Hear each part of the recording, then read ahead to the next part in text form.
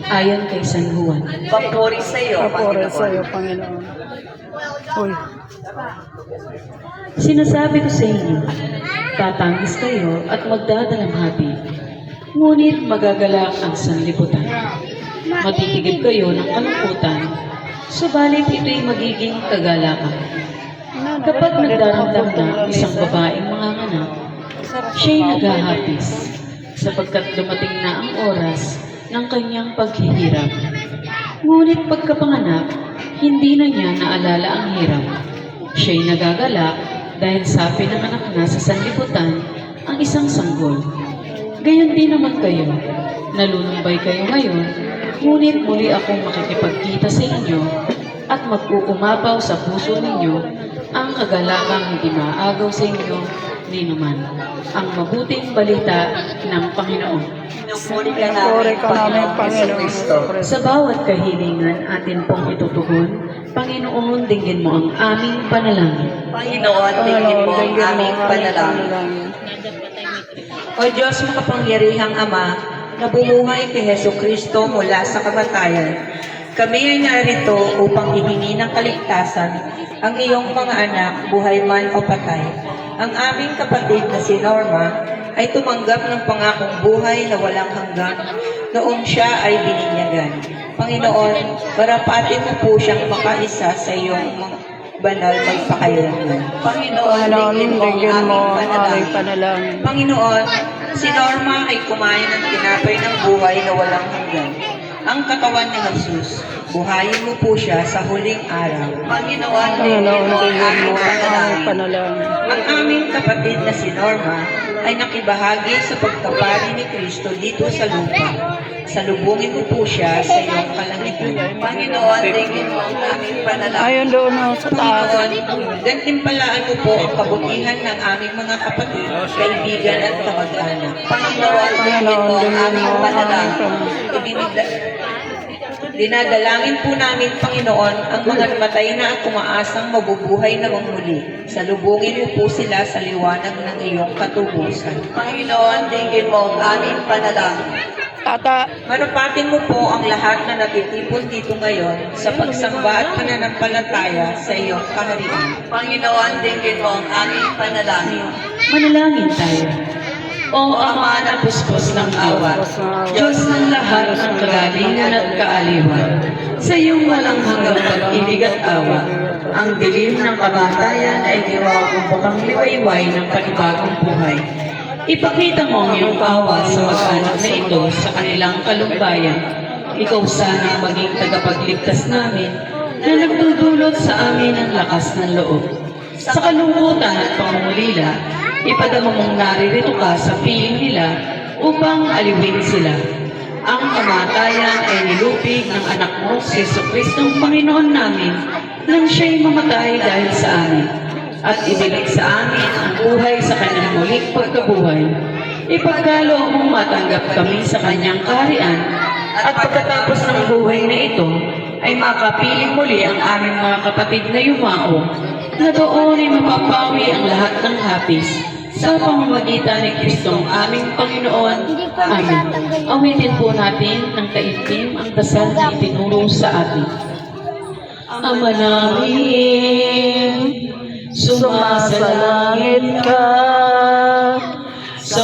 sambahin ang ngalan mo, mapasa amin ang kaharian mo, sundin ang loob mo dito sa lupa para sa langit.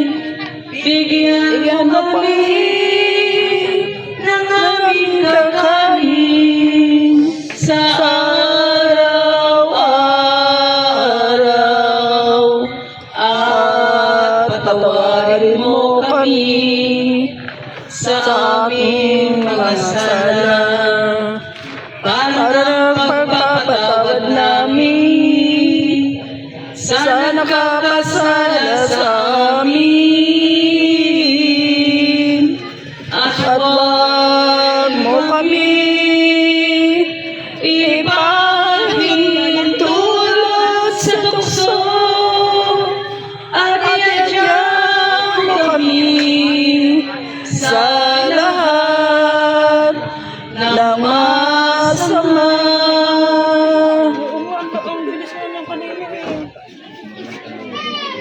Makapangyarihan. Dali ay good luck. Walang hanggang Diyos. Dali ay Pakinggan mo mga pos. ang aming mga panalangin para sa iyong anak na si Nabihibi yan. Norma. Na tinawag mo sa buhay na ito, patungo sa iyo. Pagkaloob mo po sa kanya, ang liwanag, kapayapaan at kaligayahan. Dapatin mo pong mabuhay siya na kasama ang mga banal sa iyong kaharian. Sa liwanag na ipinangako mo kaya kay Abraham at sa mga lahi na sa iyo'y sumasampalataya. Pangalagaan mo po siya hanggang sa araw ng pagkabuhay na muli. Patawarin mo po ang mga nagawa niyang pagkukulang at bigyan ng buhay na walang hanggan sa iyong kaharian. Hinihiling natin sa pamamagitan ni Jesucristo ang aming Panginoon. Amen. Opo.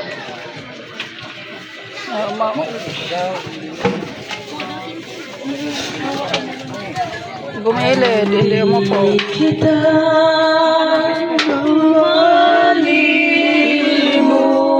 malimutan, hindi kita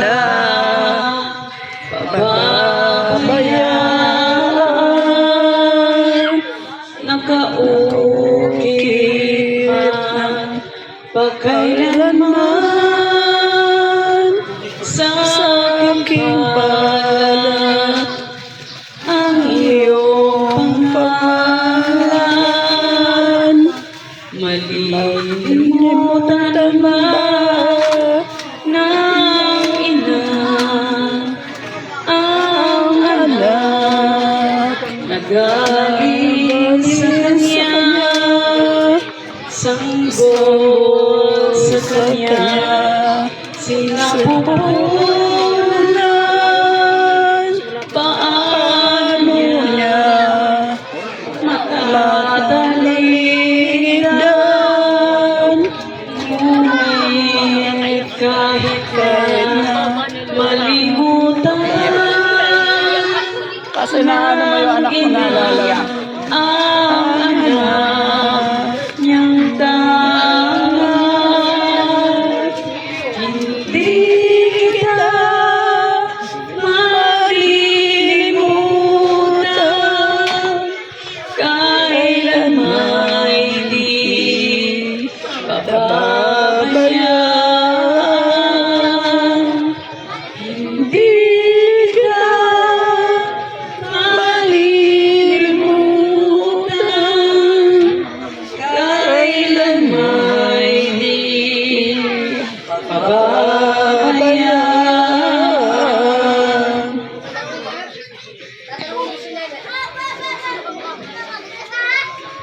Magandang gabi po sa inyong lahat. Ngayon naman po, tayo ay dadako sa... Ay, Sige po, dyan lang po yan. Apa, hindi po yan. ngayon naman po ay dadako tayo sa Luksang Parangal, kung saan gugunitain po natin ang mga alaala na kasama natin si Nanay Norma. Ano po ba si Nanay Norma? Nung nabubuhay bilang isang ina, bilang isang tiyahin, bilang isang lola, at bilang isang kaibigan. Ano-ano po yung mga naaalala nyo nung nabubuhay siya? Ito naman po ay hindi sa pilitan, kung sino lang ang may lakas ng loob na magsalita dito sa tabi ni Nanay Norma, siya po ang magsasalita. At ito na rin po yung pagkakataon na yung mga salitang hindi nyo nasasabi kay Nanay Norma nung siya'y nabubuhay pa. Dahil bukas si Nanay Norma ay ihahatid na natin sa kanyang huling hantungan. Sino po ang nais magsalita? Dito po sa unahan. Dito sa tabi ni Nanay Norma.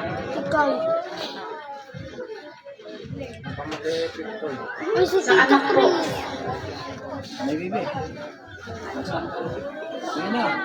Sino po ang nais Ayaw ka na.